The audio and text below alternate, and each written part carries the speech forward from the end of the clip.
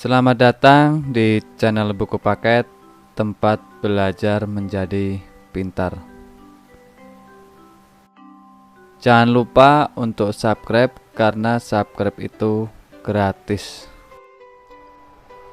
Pada video kali ini saya akan berbagi rangkuman atau ringkasan materi USBN Mapel IPA mengenai perkembangbiakan hewan dan tumbuhan pada tingkat SD maupun MI.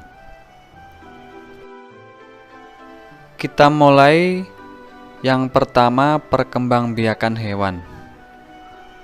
Perkembangbiakan hewan yang pertama melalui vegetatif atau tanpa perkawinan.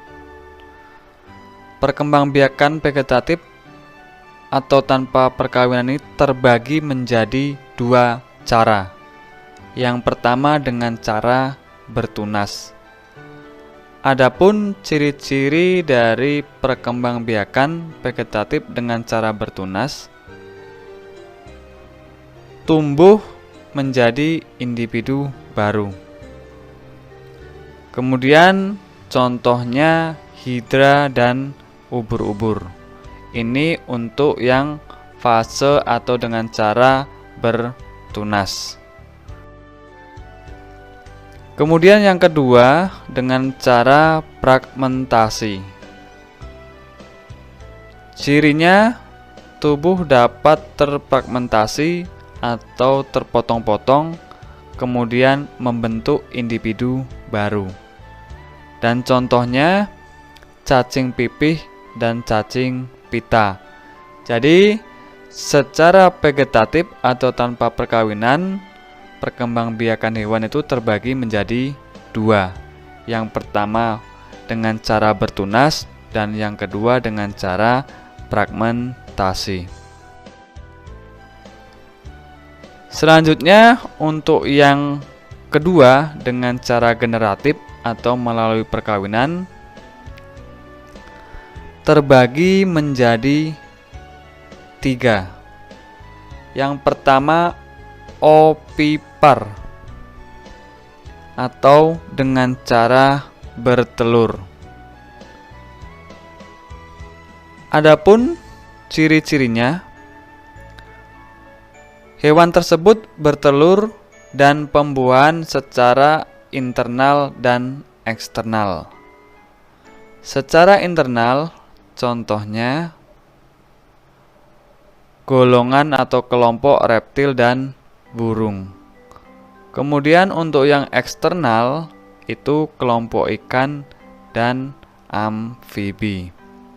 Ini untuk perkembangbiakan ovipar atau secara bertelur. Kemudian perkembangbiakan secara generatif yang kedua adalah vivipar atau dengan cara melahirkan. Ciri-cirinya, hewan tersebut melahirkan anak, memiliki embrio yang tumbuh dalam rahim dan menyusui. Adapun contohnya yaitu golongan mamalia seperti sapi, kerbau, kambing, kuda, dan lain-lain. Selanjutnya, perkembangbiakan secara generatif atau perkawinan. Yang ketiga adalah ovipipar, bertelur melahirkan.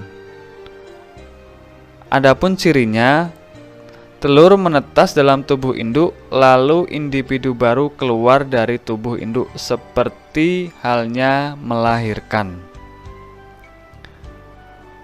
Untuk contohnya adalah kadal dan ular. Ini untuk yang ovipipar. Jadi kesimpulannya, perkembangbiakan hewan secara generatif itu terbagi menjadi tiga. Yang pertama ovipar atau secara bertelur. Kemudian yang kedua, pipipar dengan cara melahirkan. Dan yang ketiga, opopipipar atau bertelur melahirkan. Kita lanjut ke pembahasan yang kedua, perkembangbiakan tumbuhan. Perkembangbiakan tumbuhan terbagi lagi menjadi yang pertama, vegetatif alami atau tanpa perkawinan dan secara alami. Yang pertama dengan cara membelah diri. Contohnya ada ganggang hijau bersel 1. Kemudian yang kedua dengan cara spora. Dan contohnya paku dan lumut atau tumbuhan paku dan lumut. Yang ketiga dengan cara akar tinggal. Contohnya jahe, lengkuas, dan kunyit. Kemudian yang keempat melalui umbi lapis. Contohnya bawang merah, bawang bombay, dan bawang putih. Kemudian yang kelima melalui umbi akar. Contohnya singkong dan wortel. Selanjutnya masih dalam vegetatif alami, yang keenam umbi batang. Contohnya kentang, talas, bengkoang, dan ubi. Selanjutnya dengan cara geragih. Contohnya rumput teki dan stroberi. Kemudian selanjutnya tunas adventif. Contohnya cocor bebek. Kemudian ada juga yang dengan cara tunas. Contohnya pisang dan bambu.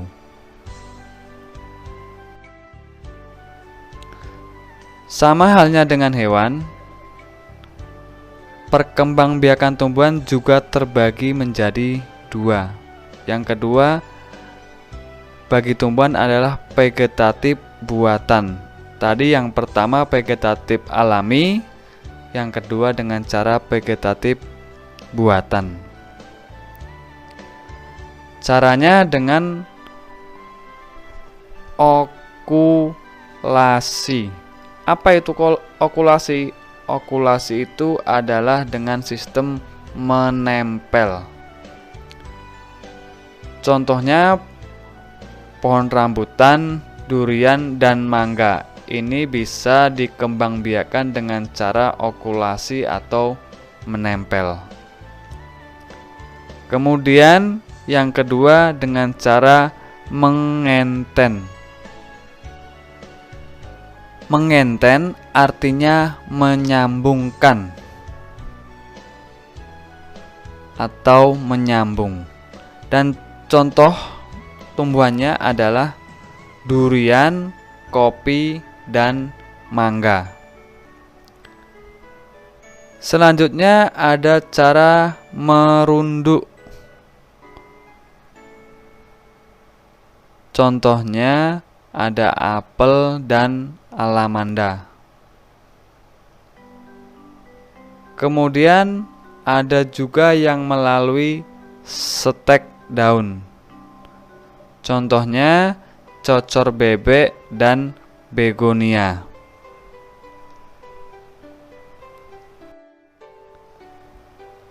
Selanjutnya ada stek batang.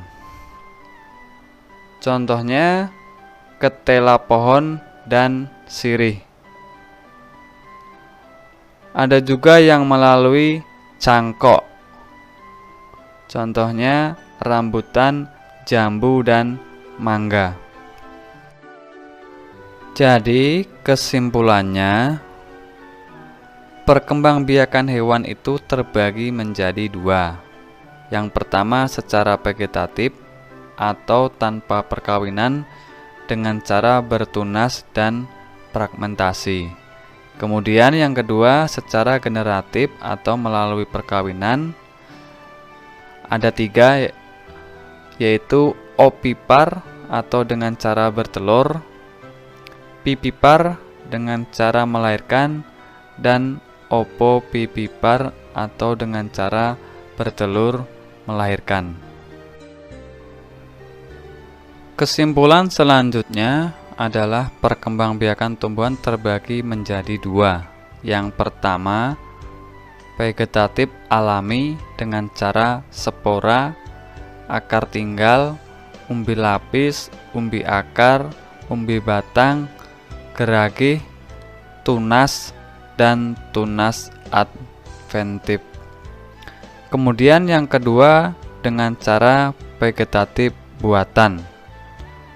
Adapun caranya dengan cara mencangkok, kemudian setek batang dan setek daun, kemudian merunduk, mengenten atau menyambung, dan yang terakhir okulasi atau menempel.